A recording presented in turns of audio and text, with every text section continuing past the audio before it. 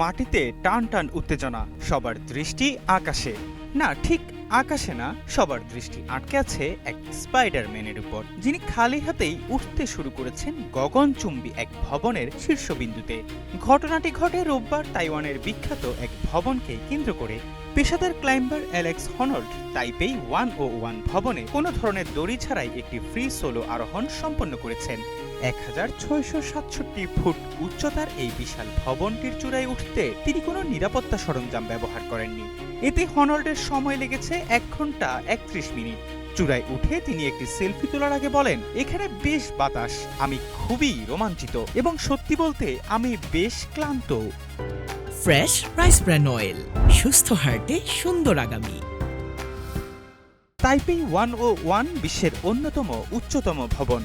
CY Li and পার্টনার্সের নকশা করা এই ভবনটি 2004 সালে উদ্বোধন করা হয়। তখন এটি ছিল বিশ্বের সর্বোচ্চ ভবন। এখানে পর্যবেক্ষণ কেন্দ্র, রেস্তোরাঁ, শপিং মল এবং অফিসের পাশাপাশি তাইওয়ান স্টক এক্সচেঞ্জ অবস্থিত। ফরাসি নাগরিক অ্যালাইন রবার্ট ভবনটি উদ্বোধনের অংশ হিসেবে এটিতে আরোহণ করেছিলেন। তবে রবার্ট দড়ি ব্যবহার করেছিলেন এবং তার 4 ঘন্টারও বেশি সময় লেগেছিল।